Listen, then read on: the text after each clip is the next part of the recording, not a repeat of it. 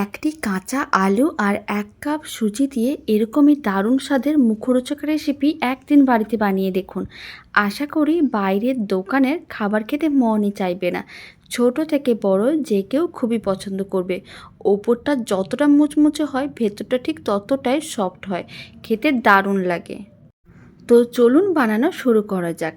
নমস্কার, আমি রুমিস রেসিপির আর একটা নতুন রেসিপিতে আপনাদের সবাইকে স্বাগত। প্রথমে একটা বড় সাইজের আলু নিয়েছিলাম। আলুটাকে খুব ভালো করে জল দিয়ে ধুয়ে নিয়েছিলাম। তারপরে কিন্তু খোসাটা এইভাবে ছাড়িয়ে নিতে হবে। আর এখানে আমি একটাই বড় সাইজের আলু নিয়েছি, চাইলে আলুর পরিমাণটা কম বেশি করতে পারেন। পুরো আলুটার খোসা আমি ছাড়িয়ে নিয়েছিলাম। এখন এরকম একটা বড় গ্রেটার নিয়েছি। গ্রেটারের সাহায্যে এইভাবে আলুটাকে গ্রেট করে নিতে হবে। আমি বড় গ্রেটারে গ্রেট করে নিচ্ছি। আপনাদের কাছে যেরকমই গ্রেটার থাকবে সেই গ্রেটার দিয়ে গ্রেট করতে পারেন। মানে ছোট মিডিয়াম যে কোনো গ্রেটার দিয়ে গ্রেট করতে পারেন।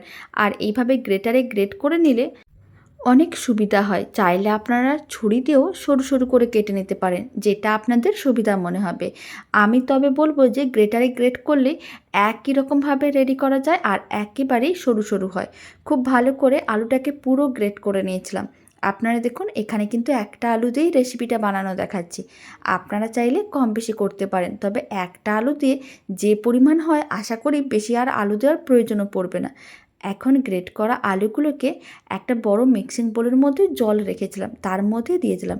খুব ভালো করে ২-৩ বার জল দিয়ে ধুয়ে নিতে হবে, যাতে কোনো রকমের ময়লা না থাকে। আপনারা দেখুন ৩-৪ বার ধুয়ে নেওয়ার পরে আর কোনো রকম ময়লা নেই। এবার একটা মিক্সিং বোলের মধ্যে গ্রেট করা আলুটা নিয়ে নিতে হবে, মানে জল ঝরিয়ে নিতে হবে। তার মধ্যে দিতে হবে মেজারিং কাপের ১ কাপ সুজি। এখানে একটা কাঁচা আলুর জন্য আমি ১ কাপ সুজি নিয়েছি, আর আলুটা একটু বড় সাইজের নিতে হবে। পুরো সুজিটাই দিয়ে দিলাম, প্রায় ২০০ গ্রাম সুজি আছে। এবার যতটা সুজি নিয়েছিলাম তার হাফ আমি টক দই দিয়ে দিচ্ছি। ১০০ গ্রামের মতন টক দই দিয়ে দিলাম। এতে খেতে বেশ ভালো লাগবে। স্বাদ অনুযায়ী লবণ দিলাম হাফ চামচের মতন। আর আমি যেই মুখরোচক রেসিপিটা বানানো দেখাচ্ছি সম্পূর্ণ নিরামিষভাবে বানানো দেখাচ্ছি। আপনারা চাইলে কুচনো পেঁয়াজের মধ্যে দিতে পারেন। অল্প করে একটু গরম মশলার গুঁড়ো দিলাম, এতে খেতে বেশ ভালো লাগবে। আর আমি দিয়ে দিলাম সামান্য পরিমাণ লঙ্কার গুঁড়ো।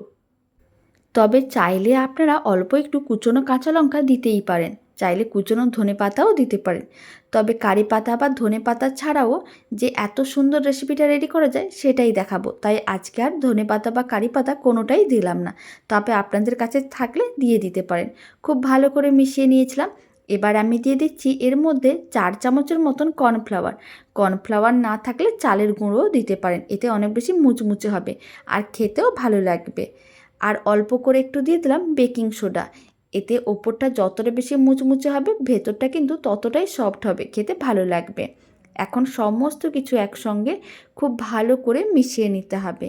আর সমস্ত কিছু খুব ভালো করে মিশিয়ে নেওয়ার পরে মিশ্রণটাকে এইভাবে আমি প্রায় ১০ মিনিটের মতন রেখে দেবো। ১০ মিনিট হয়ে গেলে দেখাবো। ১০ মিনিট হয়ে গেছে। আর এইভাবে যে ১০ মিনিট রেখে দিয়েছিলাম সুজিগুলো এক্সট্রা জলটা শোক করে নিয়েছে।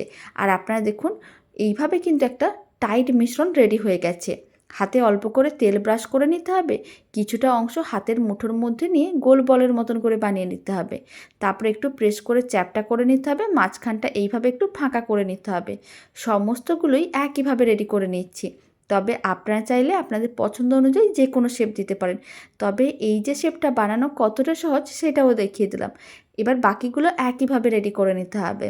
হাতে অল্প করে জল বা তেল সবসময় ব্রাশ করে নিতে হবে, তাহলে কী হবে মিশ্রণটার হাতের মধ্যে আটকে যাবে না। আমি এখানে তেল ব্রাশ করে নিয়েছিলাম।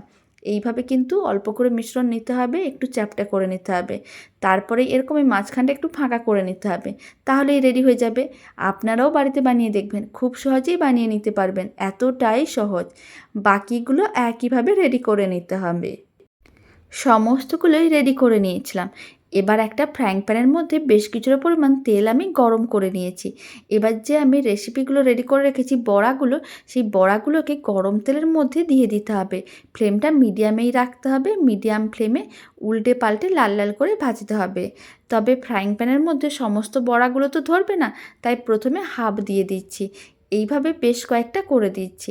আমি এখানে ফ্রাইং প্যানে বড়াগুলো ভেজে নিচ্ছি, আপনারা চাইলে কড়াইতেও ভেজে নিতে পারেন। তবে ফ্রাইং প্যানটা যেহেতু বেশ চ্যাপ্টা হয়, তাই অনেকগুলো বড়া একসঙ্গে রেডি করা যায়। চাইলে কড়াইতেও করতে পারেন, কোনো অসুবিধা নেই। প্রায় 2 মিনিট এইভাবে রেখে দিয়েছিলাম। একটা দিক হালকা লাল হয়ে গেছে। এবার উল্টে পাল্টে দুদিকই বেশ লাল লাল করে ভেজে নিতে হবে। ফ্লেমটা মিডিয়ামে রেখে ভাজবেন, তাহলে ওপরটা যেমন লাল হবে ভেতরটা ঠিক ততটাই সুন্দরভাবে রেডি হবে। আর ভেতরে যে কাঁচা আলু দেওয়া আছে সেটা বোঝাও যাবে না, খেতে এতটাই ভালো হয়। মোটামুটি 7-8 মিনিটের মতন সময়ের প্রয়োজন পড়েছিল। বড়াগুলোকে উল্টে পাল্টে বেশ লাল লাল করে ভেজে নিয়েছিলাম। এবার তুলে একটা প্লেটের মধ্যে নিয়ে নিতে হবে। বাকি বড়াগুলো একইভাবে রেডি করে নিতে হবে। এখন সমস্ত বড়াগুলোই এক সাইডে নিয়ে রেখে দিচ্ছি। আমি এখানে অল্প একটু টমেটো কেচাপ দিয়ে বড়াগুলো সার্ভ করে নেব। তবে আপনারা আপনাদের প্রয়োজন অনুযায়ী বা পছন্দ অনুযায়ী যে কোনো চাটনি দিয়ে খেয়ে দেখতে পারেন। চাইলে নারকেলের চাটনি, বাদামের চাটনি বা রসুন টমেটোর চাটনি দিয়েও খেয়ে দেখতে পারেন, খেতে বেশ ভালো লাগবে। তবে আমি যেহেতু নিরামিষে বানাচ্ছি, তাই আর রসুন পেঁয়াজ বা কোনো কিছুরই চাটনি দিলাম না। অল্প একটু টমেটো কেচাপ দিয়ে সার্ভ করে নেব। আবার অনেকের মনে হতে পারে টমেটো কেচাপের মধ্যে তো পেঁয়াজ রসুন থাকে, এটা হচ্ছে ভেজ টমেটো কেচাপ। চাইলে আপনারা অনলাইনে কিনতে পারেন বা বাড়িতে বানিয়ে নিতে পারেন। খেতে ভীষণ ভালো হয়, খেয়ে বোঝাও যায় না। আর সমস্ত বড়াগুলো ভেজে নেওয়ার পরে এখন একটা প্লেটের মধ্যে আমি সার্ভ করে নিয়েছি অল্প একটু টমেটো কেচাপ দিয়ে। এখন ভেঙেও দেখিয়ে দিচ্ছি। দারুণ স্বাদের এই মুখরোচক রেসিপিটা আপনাদের কেমন লাগলো কমেন্ট বক্সে জানাতে একেবারেই ভুলবেন না।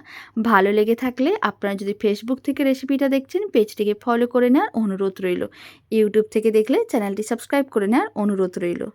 আর পাশে থাকা বেল আইকনটি প্রেস করে নেবেন নতুন রেসিপির আপডেট সবার আগে পাওয়ার জন্য। তো চলুন ভিডিওটা এখানেই শেষ করছি।